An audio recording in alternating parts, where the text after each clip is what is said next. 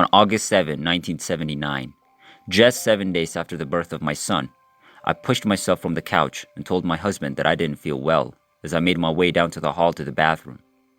As I sat down on the toilet to urinate, I felt dizzy and lightheaded. Massive volumes of blood clots the size of softballs began streaming into the toilet all of a sudden. I didn't realize this was clotting. I honestly thought my insides had dropped out of me when I peered into the toilet, and I knew I was going to die. That knowledge terrified me so much that I instantly closed my eyes and let go. With my eyes closed, I heard a loud rushing noise and felt myself being propelled by an outside force. When I opened my eyes, I was standing upright and traveling through a black tunnel-like vehicle. I knew I was dead, but I wasn't worried about it. I had the impression that there was a large line of people in front of and behind me. I couldn't describe what they looked like, except that they appeared to be composed of light, but I knew I wasn't alone. I could see the stars as we raced by when I looked up at the sky. I was also acutely aware that someone was standing exactly behind me and slightly to my right. I'm not sure, but I think his hand was resting on my shoulder. I had the impression that this person was only there for me. Suddenly, I noticed a pinpoint of bright white light in the distance. Then, just as I observed the light ahead, I felt the pace we were traveling at increase, and the pinpoint of light became larger and larger until I was carried into it. I was in a space with no ceiling that was filled with the whitest light I had ever seen. It was dark, so I couldn't see the others in the room, but I did hear them chanting what seemed to be a single note of music that vibrated with praise. In this brightness, I could also feel love and joy.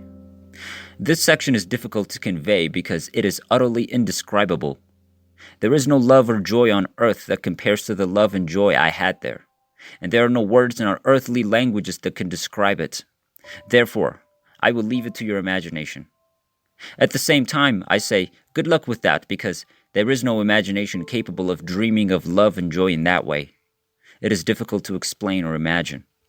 I exited the room and found myself outside, strolling along a path large enough for 4 individuals to walk side by side, while yet having enough space for each of them to walk and interact with each other.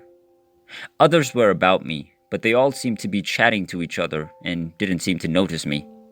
I could see spectacular mountains with a waterfall to the right of where I was standing, and below the mountains was a beautiful valley with many trees and a meadow covered with wild flowers.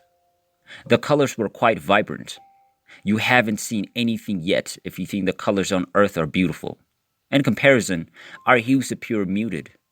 As I went down the hallway, I became aware of a guarded garden to the left of the meadow. It was densely forested with fruit trees and floral bushes. The gate was topped with a blossoming vine-covered arch. I stepped off the sidewalk, walked straight to the garden gate, and unlatched it. I hadn't realized I still had a physical body until I saw my hand reaching to unlatch the gate. However, before I could unlatch the gate, I heard someone call me back onto the pavement. I knew without a doubt that I was in the presence of Joshua when I looked at him. He was dressed in a long white robe and sandals. He was incredibly attractive, with long dark hair and a small, well-kept beard. He also had a strong appearance. How do you know it was him? Some have asked. I can only say that when you are in the presence of the Lord, there is no doubt about who he is. We strolled for a few moments before he beckoned for me to sit on a stone bench in front of the building I just exited. The garden was in front of us. The valley with the meadow was to our right, and I could see the mountains in the distance. Another structure could be seen over my right shoulder and behind the bench. We'd been walking on the sidewalk which led to that building. The pure thrill of sitting on the same bench in the light with my Savior was overpowering. I felt as if I'd returned home. He told me that I still had a job to do and that I couldn't stay here. I needed to return. I begged him to let me stay. He brought up my children and how much they needed me. My daughter was about 2 years old, and my son was just 7 days old. Nonetheless, I begged and pleaded to be permitted to remain. It was then that I heard my name spoken, but just as a whisper in my ear. I felt myself return to my body at this point, and I discovered my husband crying my name while holding me in his arms on the bathroom floor. He later told me that when he discovered me, I was as white as a sheet, covered in blood and in the death convulsion. His scream of my name on earth was what I heard as a whisper in my ear, and it brought me back. Never say that God does not hear our prayers. I am living proof that our voices can and are heard in heaven. That night, I was transported to the hospital and given an injection to halt the bleeding. The following day, a DNC was performed.